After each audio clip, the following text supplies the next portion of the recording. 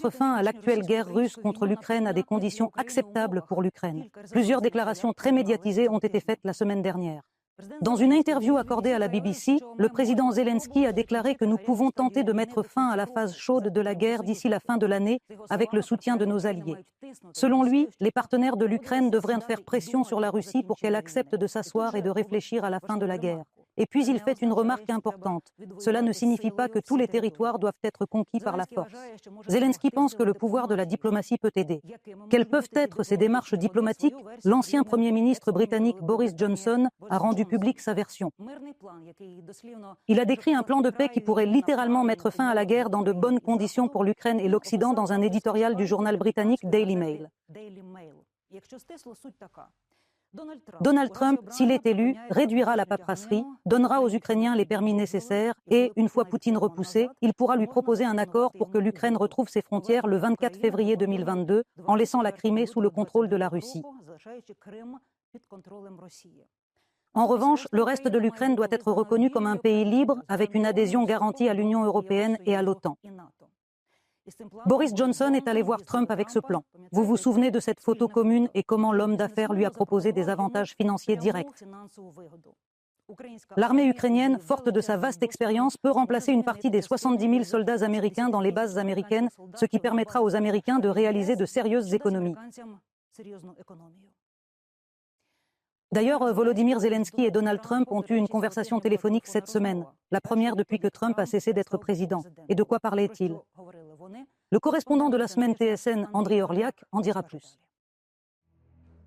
J'ai parlé avec Donald Trump. Nous avons eu une très bonne conversation téléphonique. J'ai souligné l'importance vitale du soutien bipartite et bicaméral américain pour la protection de la liberté et de l'indépendance de notre pays. Je suis reconnaissant au président Zelensky de m'avoir tendu la main, car en tant que prochain président des États-Unis, j'apporterai la paix dans le monde et mettrai fin à la guerre. Cet appel intrigant de vendredi, comme le note CNN, est la première conversation de Zelensky avec Trump depuis que le 45e président américain a quitté le bureau ovale. Et cela fait beaucoup d'années, au cours desquelles Trump a réussi à scandaliser le monde avec ses déclarations sur l'OTAN, à recevoir une montagne d'accusations criminelles contre lui et à promettre de mettre fin à la guerre de la Russie contre l'Ukraine en un clin d'œil. Et enfin, il a réussi à survivre à une tentative d'assassinat. Il y a des armes sur le toit. Nous devons atteindre la ligne d'arrivée de la course présidentielle.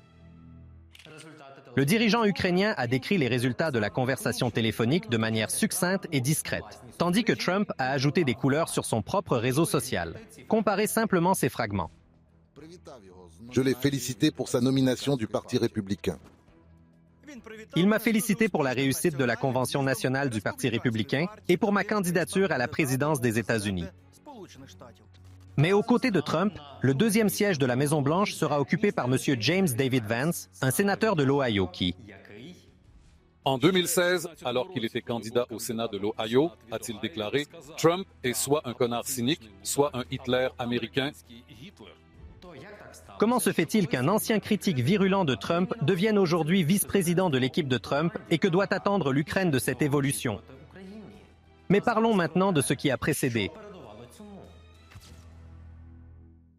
Mar-a-Lago, où se déroule le combat de Donald Trump, un paradis aux États-Unis, est la dernière étape de la tournée autoproclamée de Viktor Orban pour la paix, après Moscou et Pékin.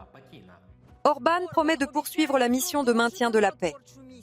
Et ce, bien que la colombe de la paix de l'UE soit plutôt considérée comme un coucou qui pond des œufs dans le nid des autres. 63 députés européens se sont adressés à la présidente de la Commission européenne, Ursula von der Leyen, au président du Conseil européen, Charles Michel, et au président du Parlement européen, Roberto Metsola, déclarant que le Premier ministre hongrois Viktor Orban a déjà causé des dommages importants en usant et abusant de son rôle de président du Conseil de l'UE. Les députés européens demandent que le droit de vote de la Hongrie au sein de l'UE soit révoqué. Réélue cette semaine à la présidence de la Commission européenne, Mme von der Leyen est tout à fait capable de mettre en œuvre cette idée. Au cours de son mandat, l'Union européenne a privé le Kremlin de tout espoir face au chaos et à l'indécision de l'Europe unie. Madame von der Leyen. Madame von der Leyen était une sorte de Ribbentrop en jupe et elle est maintenant Adolf Hitler en jupe, la même bête à cheveux blancs. La Russie fait le pari que l'Europe et l'Occident vont s'adoucir et que certains en Europe vont jouer le jeu. l'Union européenne envisage sérieusement de demander à ses ministres des Affaires étrangères de boycotter leur participation au sommet diplomatique qui se tiendra à Budapest à la fin de l'été. Quel genre de jeu joue Orbán? Quels sont ses véritables enjeux et sur qui exactement? Et Trump peut-il vraiment le voir comme un envoyé officieux auprès de l'UE, de Moscou et de Pékin? Surtout s'il s'avère que le plan d'Orbán est très similaire à celui de la Chine. Entre-temps, un sommet de la communauté politique européenne s'est tenu à Londres. Et c'est là que Volodymyr Zelensky a rappelé à M. Orbán que Kiev n'allait pas tolérer un double jeu et espérait que l'Union européenne le ferait aussi, laissant entendre que le Premier ministre hongrois aurait dû dire que la visite dans la capitale ukrainienne se poursuivrait à Moscou. L'arrêt soudain de l'acheminement du pétrole vers la Hongrie via l'oléoduc de Druzhba semble également être un indice.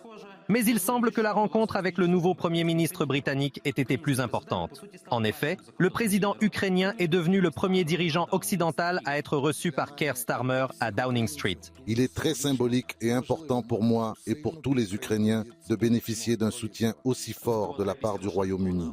Encore une fois, après Washington, à Londres, l'argumentation de Kiev est entendue pour lever l'interdiction des frappes d'armes occidentales sur les cibles militaires en Russie.